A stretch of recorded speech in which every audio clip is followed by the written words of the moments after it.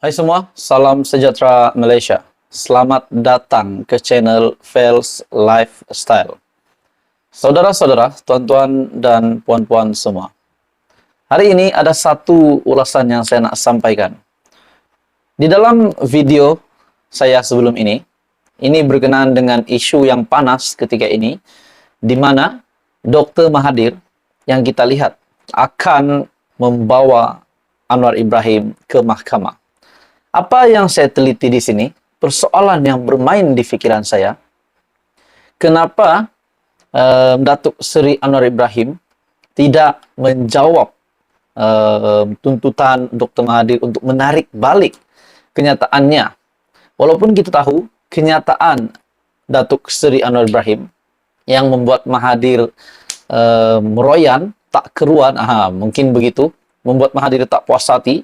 Walaupun Datuk Seri Anwar Ibrahim tidak menyatakan nama beliau, namun di dalam ucapan Datuk Seri Anwar Ibrahim itu, Dr. Mahathir tahu bahawa individu ataupun kenyataan itu ditujukan kepadanya.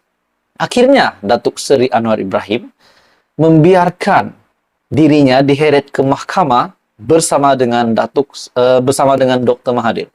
Tidakkah kita terfikir bahawa ada sesuatu yang Datuk Seri Anwar Ibrahim mahu dedahkan di khalayak ramai, terutamanya di mahkamah?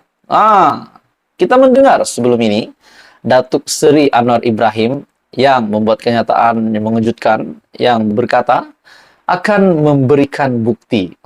Seluruh rakyat Malaysia menantikan bukti tersebut. Namun ada beberapa parti, ada beberapa pemimpin politik juga yang menggalakkan Perdana Menteri Anwar Ibrahim untuk mendedahkan penyelewengan yang pernah dilakukan Dr. Mahathir. Dalam satu artikel, saudara-saudara, dedah saja penyelewengan Dr. Mahathir, kata Fuad Zarkashi kepada Perdana Menteri. Oke, baik, saudara-saudara, tuan-tuan dan puan-puan, sebelum saya meneruskan isu yang panas ini, saya meminta jasa baik Anda untuk bantu channel ini dengan menekan butang like. Anda dipersilakan untuk share video ini dan tekan butang subscribe. Saudara-saudara, setelah kita dapat lihat Datuk Seri Anwar Ibrahim mendapat sokongan daripada pemimpin ini, yaitu Fuad Zarkashi, untuk dedahkan saja penyelewengan Dr. Mahathir. Saya berfikir, tuan-tuan dan puan-puan semua, kalau benar Datuk Seri Anwar Ibrahim akan dedahkan bukti bahawa memang Dr. Mahathir melakukan penyelewengan semasa 22 tahun dan juga 22 bulan menjadi pemimpin. Adakah dengan ini Datuk Seri Anwar Ibrahim akan memasukkan Mahathir ke jeratnya sendiri? Apa yang saya dapat dari satu influencer juga, yaitu satu rakan seperjuangan saya dari Nazilin Unity Channel. Beliau juga berkata, kalau Mahathir yang di saat usia hampir mencecah 100 tahun, kalau kes mahkamah ini akan diteruskan, kita tahu perbicaraan di mahkamah, kes mahkamah bukan selesai dalam 1 hingga 2 minggu menurut Nazilin Unity. Jadi, adakah di usia hampir 100 tahun, Dr. Mahathir masih mampu untuk ulang alik ke mahkamah? Mungkin akan memakan masa mungkin lebih kurang 3 tahun mungkin. Jadi adakah Mahathir masih mampu? Kalau benar 3 tahun, di saat usia 100 tahun, Mahathir masih mampukah untuk ulang alik ke mahkamah? Jadi menurut Pak Zarkashi juga, Dr. Mahathir ini bukan Datuk Seri Anwar Ibrahim sahaja yang dia ajak gaduh. Namun ramai pemimpin Perdana Menteri sebelum ini pun, menurut Pak Zarkashi, Dr. Mahathir pun ajak gaduh juga.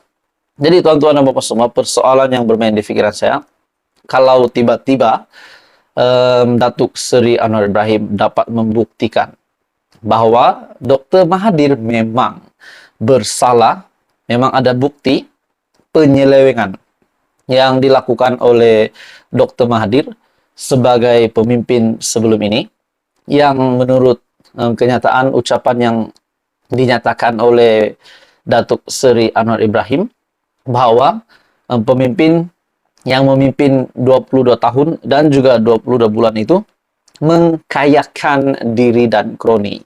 Saudara-saudara, saya agak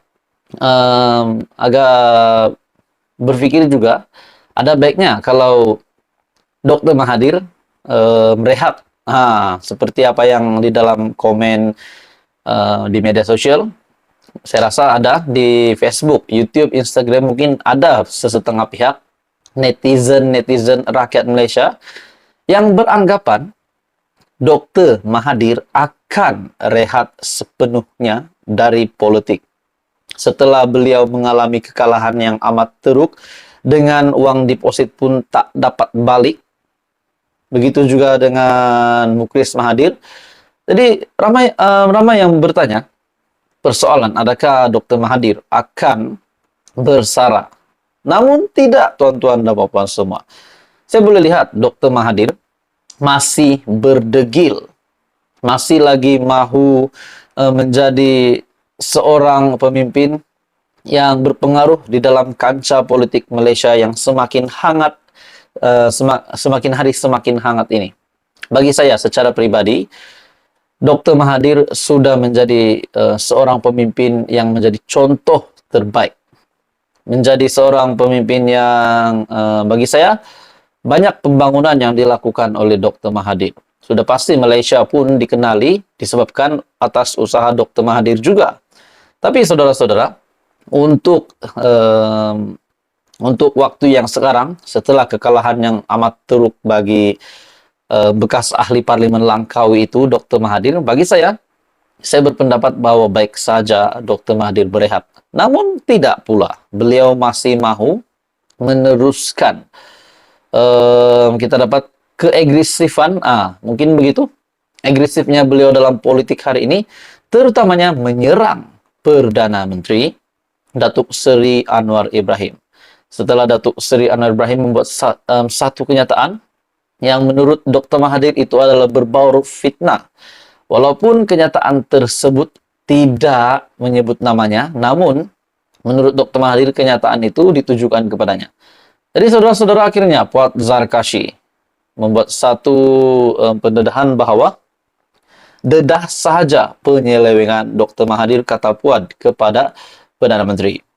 Kenyataan bekas PM Tun Dr. Mahathir mengenai saman terhadap Datuk Seri Anwar Ibrahim mendapat perhatian MKT UMNO Datuk Puan Zarkashi. Bila masa Tun M tidak gaduh dengan orang, semua orang dia gaduh. Dengan Sultan dia gaduh, dengan semua Perdana Menteri dia gaduh, dengan timbalan Perdana Menteri bawahnya pun bergaduh. Dia gaduh dengan Ketua Hakim, Peguam Negara dan UMNO. Dia juga gaduh dengan Mukris, anaknya. Sebab itu dia keluar daripada Parti Pejuang, menurut Puan Zarkashi. Jadi saudara-saudara, setelah Puan Zarkashi membuat kenyataan ini, dedah sahaja penyelewengan Dr. Mahathir, adakah ini bermakna Datuk Seri Anwar Ibrahim memang ada bukti yang kukuh? Seperti yang dinyatakan Dr. M, ada bukti yang berkotak-kotak. Jadi kalau ini benar berlaku, selamat tinggal Mahathir.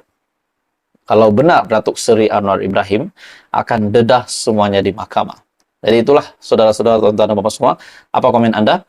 Dan begitu juga ada di dalam komen sebelum ini ada yang menyatakan gelaran Tun sepatutnya ditarik balik oleh Yang di-Pertuan Agong sebelum dia meninggal. Ada, Anda boleh lihat di komen video sebelum ini.